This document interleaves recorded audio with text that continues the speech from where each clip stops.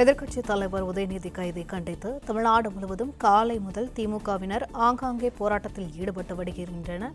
இந்த நிலையில் உதயநிதி மீது நடவடிக்கை எடுக்க கோரி மாநிலம் முழுவதும் தமிழக வெற்றிக் கழகம் சார்பிலும் போராட்டமானது நடைபெற்று வருகிறது. இது தொடர்பான மேலும் கூடுதல் விவரங்களை எமது செய்தியாளர் பாண்டியராஜன் வழங்க கேட்கலாம்.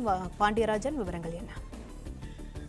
எதிர்க்கட்சி தலைவர் உதயநிதி ஸ்டாலின் கைது செய்யப்பட்டு தற்போது தஞ்சாவூர் நோக்கி அழைத்து செல்லப்பட்டுக் கொண்டிருக்கிறார். குறிப்பாக அவர் செல்லக்கூடிய பகுதிகளில் பல்வேறு இடங்களில் திமுகவினர், நகர்ப்பகுதிகளில் இருக்கக்கூடிய திமுக தொண்டர்கள், திமுக நிர்வாகிகள் எல்லோருமே இன்று உதயநிதி ஸ்டாலினை வரவேற்கும் விதமாக அங்கே நிற்கிறார்கள். மேலும் கைது செய்வதற்கு எதிர்ப்பு தெரிவித்து எதிர்ப்பு முழக்கங்களையும் அவர்கள் எழுதுகிறார்கள். காவல்துறைக்கு எதிராகவும் ஆளுங்கட்சிக்கு எதிராகவும் முழக்கங்களையும் திமுகவினர் எழுப்பி வருகின்றனர். குறிப்பாக ஒரு சில இடங்கள்ல, ஒரு சில மாவட்டங்கள்ல திமுக மற்றும் தமிழக வெற்றி கழகத்தின் இடையேயான அந்த சலசலப்பு என்பது ஏற்பட்டிருக்கிறது. சட்ட ஒழுங்கு பிரச்சனை வரக்கூடிய அந்த சூழல் என்பதும் வந்திருக்கிறது. காவல்துறையினர் அதனை தடுக்கக்கூடிய அந்த பணிகள் ஈடுபடக்கூடிய அந்த காட்சிகளை நான் பார்த்திருக்கிறோம். தஞ்சாவூரை பொறுத்த வரைக்கும் 4 தனியார் பள்ளிகளுக்கு மதியம் 1 மணியிலிருந்து விடுமுறை வழங்கப்பட்டிருக்கிறது. 1 மணிக்கு பிறகாக அங்கு இருக்கக்கூடிய அசாதாரண சூழல் காரணமாக அந்த தனியார் பள்ளி நிர்வாகங்களே அந்த விடுமுறை அறிவிப்பை கொடுத்திருக்கிறார்கள். குறிப்பாக தமிழக வெற்றிக் கழகம் மற்றும் திமுகவினர் இடையேயான அந்த பரஸ்பர அந்த கருத்து மோதல் என்பதும் நிலவிருக்கிறது. அவர்கள் களத்தில் நேருக்கு நேராக நின்று பேசக்கூடிய அந்த நிகழ்வுகளும் ஒரு சில பகுதிகளில் ஏற்பட்டிருக்கக்கூடியதை நம்மால் பார்க்க முடிகிறது. உதயநிதி ஸ்டாலினை கைது செய்ததற்கு மகிழ்ச்சியை கொண்டாடும் விதமாக தமிழக வெற்றிக் கழகத்தினர் இனிப்பு கொடுத்து கொண்டாடி வருகின்றனர். அதே நேரத்தில் உதயநிதி ஸ்டாலின் கைது செய்யப்பட்டதை கண்டித்து அதற்கு எதிர்ப்பு தெரிவிக்கும் வகையில் திமுகவினர் பல்வேறு இடங்களில் சாலை மறியல் இருக்கிறார்கள். பொதுமக்கள் அதிகமாக இருக்கக்கூடிய பகுதிகளுக்கு சென்று அங்கு அவர்களுடைய முழக்கங்களையும் அவர்களுடைய எதிர்ப்பையும் பதிவு செய்து வருகிறார்கள். ஒரு சில இடங்களில் கடையடைப்புகளை மேற்கொள்ளும்படி அங்கு இருக்கக்கூடிய வியாபாரிகளிடம் திமுகவினர் அறிவுறுத்தி கடைகளை இழுத்து மூடக்கூடிய அந்த காட்சிகளையும் பார்த்திருக்கிறோம். ஒரு சில இடங்களில் முதலமைச்சருடைய உருவமையை எரிக்க முயற்சி செய்யக்கூடிய அந்த காட்சிகளை நாம் பார்த்திருக்கிறோம். இந்த காலையிலிருந்து இந்த காலை அவர் கைது செய்யப்படுவதாக இருப்பதாக தகவல் வந்ததிலிருந்தே பல்வேறு பகுதிகளில் அவர்கள் போராட்டத்திற்கு தயாராக இருந்தார்கள். குறிப்பா நீலாங்கரையில் இருந்து அவருடைய இல்லத்திலிருந்து அவர் கைது செய்யப்பட்டு அந்த ஈசிஆர் சாலைக்கு அழைத்து செல்வதற்கு முன்பாக கிட்டத்தட்ட 500க்கும் மேற்பட்ட திமுக தொண்டர்கள் அங்கே இருக்கக்கூடிய சாலைகள் இருக்கக்கூடிய பேரிகார்டுகளை சாலையில் இழுத்து போட்டு அவர் கைது செய்து வரக்கூடிய அந்த வாகனத்தை வரவிடாமல் இருக்கக்கூடிய அந்த பணிகளிலும் ஈடுபட்டிருந்தார்கள்.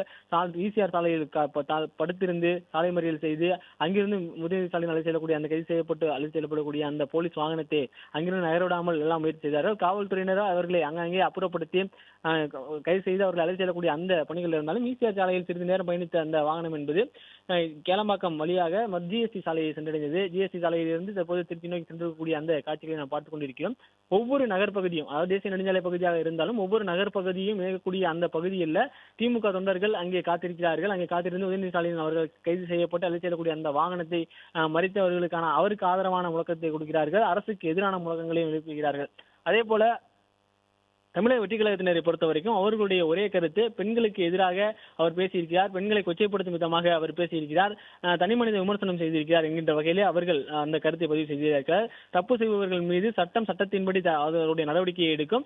அதுபோதுதான் இனிவரும் காலங்களில் இது போன்ற தவறுகள் நடைபெறாமல் இருக்கும் என்பதற்காகத்தான் அரசு அந்த நிலைப்பாட்டை எடுத்திருக்கிறது என்கின்ற வகையிலே தமிழக வெற்றிக் கழகத்தினுடைய அமைச்சர்கள் மற்றும் எம்எல்ஏக்கள் எல்லாமே ஒரு கருத்தை பதிவு செய்திருக்கிறார்கள். குறிப்பா அருண்ராஜ், மக்கள் நல்வாழ்வுத்துறை அமைச்சர் இருக்கக்கூடிய அருண்ராஜ் அவர்கள் சற்று முன் செய்தியாளர் சந்திப்பில் பேசும்போது கூட தவறு செய்தவர்கள் மீது சட்டப்படியான நடவடிக்கை மட்டுமே மேற்கொள்ளப்பட்டிருக்கிறது. இனிவரும் காலங்களில் இது போன்ற தவறுகள் நடக்கக்கூடாது என்பதற்காகத்தான் இந்த நடவடிக்கை எடுக்கப்பட்டிருக்கிறது என்கின்ற வகையிலே அவருடைய கருத்தை பதிவு செய்திருந்தார். மேலும் சட்டசபைக்கு வரக்கூடாது, பட்ஜெட் தாக்கலின் போது எதிர்க்கட்சித் தலைவர் வரக்கூடாது என்பதற்காகத்தான் தமிழக வெற்றிக் கழகம் இது போன்ற செயல்களில் ஈடுபட்டிருக்கிறதா, அவர் கைது நடவடிக்கை மேற்கொள்ளப்பட்டிருக்கிறதா என செய்தியாளர் ஒரு கேள்வியை அவரிடம் முன்வைக்கும் போது சட்டசபைக்கு தான் வர வேண்டாம் என நினைத்துதான் அவர் அவ்வாறு பேசியிருப்பார், இட்ட அர்த்தத்தில் திரிசா குறித்து தொடர்புபடுத்தி இது போன்று பேசியிருப்பார் என்கின்ற வகையிலே அருண்ராஜ் அவர்கள் ஒரு கருத்தையும் பதிவு செய்திருந்தார்கள். குறிப்பா கனிமொழி அவர்களுடைய அந்த அறிக்கையை பொறுத்த வரைக்கும் எதிர்க்கட்சியை சட்டப்பேரவையில் சமாளிக்க முடியாமல் அவர்களை வெளியிலேயே முடக்குவதற்குரிய ஒரு நடவடிக்கையாக தாவேக எதிர்க்கட்சி தலைவரை கைது செய்திருக்கிறது என்கின்ற வகையில் அவருடைய அறிக்கையை அவர்கள் பதிவு செய்திருந்தார்கள். அதே நேரத்தில் லயோலாமணி, தமிழ்நாடு பாடநூல் கழகத்தினுடைய தலைவராக இருக்கக்கூடிய லயோலாமணி ஒரு கருத்து பதிவு செய்திருந்தார்.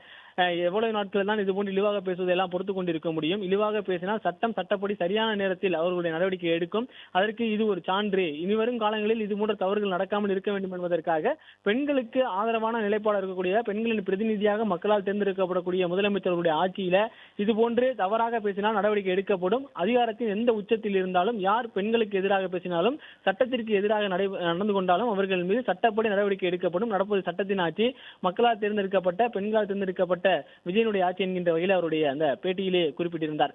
குறிப்பா பல்வேறு மாதர் சங்கங்களும் உதயநிதி ஸ்டாலின் அவர்களுடைய பேச்சுக்கு எதிர்ப்பு தெரிவித்திருந்தன. அதையும் நாம் பார்த்திருந்தோம்.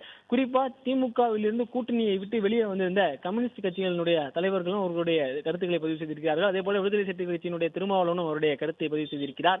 அங்கு இருக்கக்கூடிய சூழலுக்கு ஏற்ப அங்கு இருக்கக்கூடிய சூழலினால் ஆட்கொள்ளப்பட்டு உதயநிதி ஸ்டாலின் இவ்வாறு பேசியிருப்பதை தவிர்த்திருக்க வேண்டும் என்கின்ற வகையில் அவர் பேசியிருந்தார். இரட்டை அர்த்தத்தோடு அவர் பேசியது ஏற்புடையதாக இல்லை எனவும் திருமாவளவன் அவருடைய அந்த பதிவுல சொல்லியிருந்தார். அதை நம்ம பார்க்க முடிந்தது.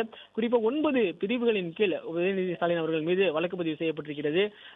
பெண்களை இழிவாக பேசுவது, பெண்களுக்கு அவதூறாக பேசுவது, மேலும் சமூக வலைதளங்களில் பெண்களுக்கு எதிரான கருத்துக்களை பதிவு செய்வது, பிரச்சனையை ஏற்படுத்தும் வகையில் பொது அமைதிக்கு குந்தகம் ஏற்படுத்தும் வகையில் பேசுவது உள்ளிட்ட 9 பிரிவுகளின் கீழ் வழக்கு பதிவு செய்யப்பட்டு அந்த வழக்குகளின் அடிப்படையில் எஃப்ஐஆர் வெளியானது. அந்த எஃப்ஐஆர் அடிப்படையில் தான் தஞ்சாவூர் போலீசார் சென்னை நீலாங்கரைக்கு வந்து அவரை கைது செய்வதற்கான நடவடிக்கையை மேற்கொள்வதற்காக வந்திருந்தார்கள். ஆனால் உதயநிதி ஸ்டாலின் எதிர்க்கட்சி தலைவராக இருக்கக்கூடிய ஒருவர் ஏற்கனவே ஆளுங்கட்சியாக இருந்த ஒரு நபராக இருக்கக்கூடிய நிலையில் இங்கே 1000க்கும் மேற்பட்ட நீலாங்கரை பகுதிக்கு வர தொடங்கினார். ஆங்காங்கே சாலைகளில் அமர்ந்து அவர் கைது செய்து அழைக்கப்பட்டு செல்லக்கூடிய அந்த வாகனங்கள்ல செல்ல விடாமல் தடுக்கக்கூடிய அந்த முயற்சியில் இருந்தார்கள். அதே நேரத்தில் தான் திமுக தரப்பில் இருந்து எதிர்க்கட்சி தலைவரை கைது செய்யக்கூடாது, அவருக்கான முன்ஜாமீன் வேண்டும் என்கின்ற வகையில ஒரு வழக்கை பதிவு செய்தார்கள். அந்த பிளே ஸ்டோர் மற்றும் ஆப் ஸ்டோரில் இருந்து பாலிமர் செயலியை QR கோடு மூலம் பதிவிறக்கம் செய்யுங்கள். செய்திகளை உடனுக்குடன் பெறுங்கள்.